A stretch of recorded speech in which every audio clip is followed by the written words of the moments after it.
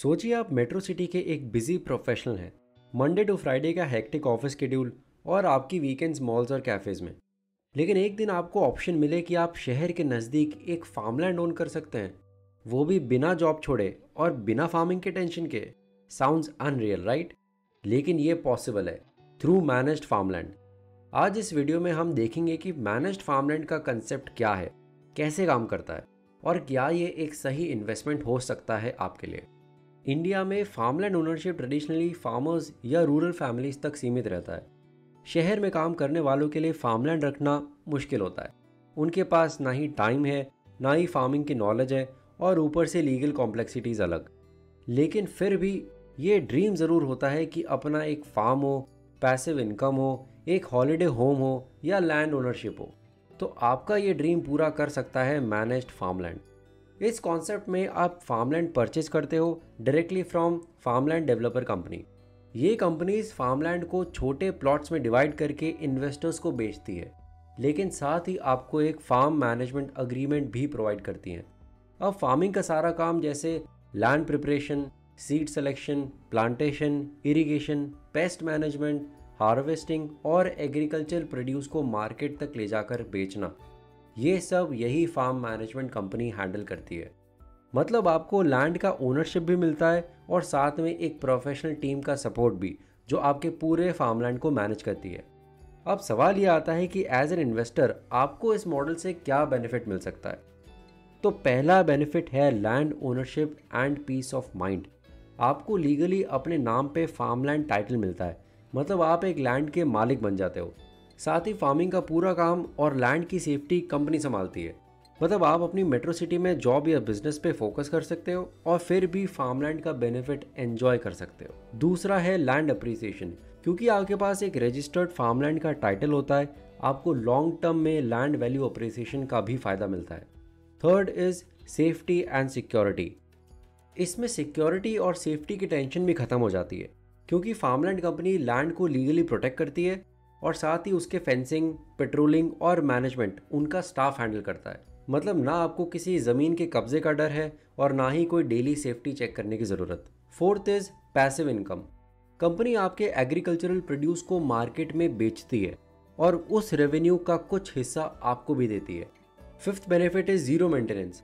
Farming का पूरा headache company का होता है, आपको सिर्फ पीरियोडिक अपडेट्स और रिपोर्ट्स मिलते हैं। Sixth is sustainable and eco friendly investment. ये मॉडल बायोडाइवर्सिटी प्रमोट करता है, सॉइल और वाटर को कंजर्व करता है और साथ ही इको फ्रेंडली फार्मिंग प्रैक्टिसेस भी फॉलो करता है। मतलब पैसा भी सेफ और एनवायरनमेंट भी safe. Seventh is lifestyle benefit. कई फार्मलैंड डेवलपर कंपनीज आपको फार्मलैंड के साथ एक अटैच्ड घर भी ऑफर करते हैं, वो भी अलग अलग कॉन्फ़िगरेशन में, from 2 BHK 3 BHK to 4 BHK villa. वो भी ऐसी प्राइसेस में जिसमें आज की डेट में मेट्रो सिटीज़ में एक 1 BHK भी नहीं आता। And lastly customization. कुछ प्रोजेक्ट्स में आपको कस्टमाइजेशन ऑप्शन भी अवेलेबल होता है, जिसमें आप खुद चूज़ कर सकते हैं कि आपके खरीदे हुए फार्मलैंड पे किस टाइप ऑफ क्रॉप्स ग्रो करेंगे, जैसे फ्रूट्स, वेजिटेबल्स या medicinal plants. So in simple words, managed farmland can be a good investment for you if you want a tangible asset ownership, regular passive income, land appreciation benefits, a sustainable contribution, access to organic food and a lifestyle retreat/holiday home। लेकिन हर investment की तरह managed farmland के भी कुछ challenges और risk होते हैं, जिन्हें समझना इक्वली इंपॉर्टेंट है। First is liquidity issue. Farmland एक लॉन्ग टर्म इन्वेस्टमेंट है। अगर आपको शॉर्ट टर्म में पैसा चाहिए तो फार्मलैंड को तुरंत बेचना मुश्किल हो सकता है, क्योंकि बायर मिलने में इसमें टाइम लगता है। Second is market and price risk. जो भी प्रोड्यूस फार्मलैंड पे उगता है उसकी प्राइस डिमांड सप्लाई पे डिपेंड करती है। अगर ऑर्गेनिक फूड के दाम गिर गए या ओवर सप्लाई हो जाए तो रेवेन्यू शेयरिंग मॉडल में रिटर्न्स उतने अट्रैक्टिव नहीं होते।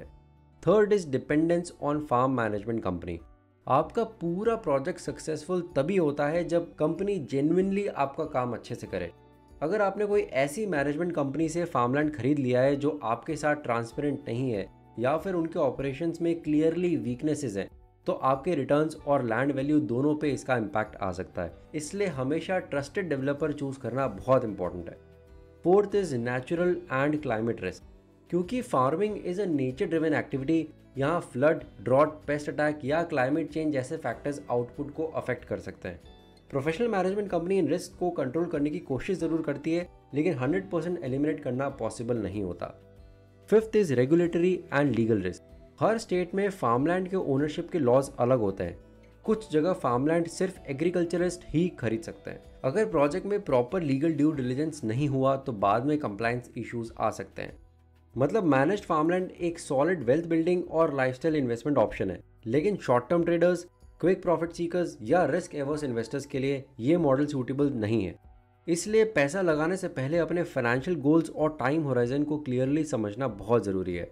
अब अगर आपने मैनेज्ड फार्मलैंड इन्वेस्टमेंट के बेनिफिट्स और रिस्क दोनों समझ लिए और आप अब चाहते हैं इसमें इन्वेस्ट करना, तो कुछ कॉमन मिस्टेक्स ऐसे हैं जिनको आप अवॉइड कर सकते हैं वाइल बाइंग योर फार्मलैंड। जिसमें पहला आता है neglecting land ownership verification. Land को परचेज करते वक्त सबसे पहली चीज़ होती है क्लियर और डिस्प्यूट फ्री टाइटल। अगर लैंड पर कोई लीगल डिस्प्यूट चल रहा है या ओनरशिप क्लियर नहीं है तो फ्यूचर में बहुत बड़ी प्रॉब्लम आ सकती है। Second is ignoring essential legal documentation. Legal due diligence के वक्त आपको बेसिक डॉक्यूमेंट्स चेक हमेशा करने चाहिए, जैसे सेल डीड या title deed, encumbrance certificate, record of rights, tenancy and crops, tax paid receipts, conversion certificate and mutation records etcetera. अगर ये सब डॉक्यूमेंट्स क्लियर नहीं है तो इन्वेस्टमेंट बहुत रिस्की बन जाता है। Third is not conducting a physical site survey. सिर्फ ब्रोशर या प्रेजेंटेशन देखकर डिसीजन कभी नहीं लेना चाहिए। हमेशा आप साइट विजिट करिए, फिजिकल बाउंड्री सर्वे करिए और चेक कीजिए कि जो भी ब्रोशर में दिखाया गया है वही ग्राउंड रियलिटी है या नहीं। Fourth is trusting the seller without any background check. अक्सर लोग सिर्फ ब्रांडिंग या प्रोमिसेस देखकर इन्वेस्टमेंट कर देते हैं। आपको हमेशा सेलर या फार्मलैंड मैनेजमेंट कंपनी के ट्रैक रिकॉर्ड, क्रेडिबिलिटी और पास प्रोजेक्ट्स को हमेशा थॉरोली वेरीफाई करना चाहिए। Fifth, expecting quick returns. Managed farmland एक long term wealth creation tool है। अगर आपको लगता है कि 2 से 3 साल के बाद आपको अच्छे रिटर्न्स आ जाएंगे तो ये गलत एक्सपेक्टेशन है, स्पेशली एग्रो फॉरेस्ट्री प्रोजेक्ट्स में जिसमें 10 से 15 साल का होराइजन होना ज़रूरी है। Sixth is overlooking the value of organic and sustainable farming. अक्सर इन्वेस्टर से फाइनेंशियल ROI देखते हैं, लेकिन ऑर्गेनिक एंड सस्टेनेबल फार्मिंग के लॉन्ग टर्म हेल्थ, एनवायरनमेंट और सोशल क्वालिटी बेनिफिट्स को इग्नोर कर देते हैं। ये भी इस टाइप ऑफ इन्वेस्टमेंट के एक स्ट्रॉन्ग पिलर है। And lastly, ignoring lifestyle and community benefit. Managed farmland सिर्फ पैसा बनाने का मीडियम नहीं है, ये एक कम्युनिटी लाइफस्टाइल, वीकेंड रिट्रीट और पीसफुल हॉलिडे ऑप्शन भी देता है। अगर आप सिर्फ रिटर्न्स के बारे में सोच रहे हैं तो इस होलिस्टिक वैल्यू को आप मिस कर देते हैं। सो फ्रेंड्स, मैनेज्ड फार्मलैंड एक ऐसा इन्वेस्टमेंट ऑप्शन है जो आपको लैंड ओनरशिप, पैसिव इनकम और लाइफस्टाइल बेनिफिट्स एक साथ प्रोवाइड करता है।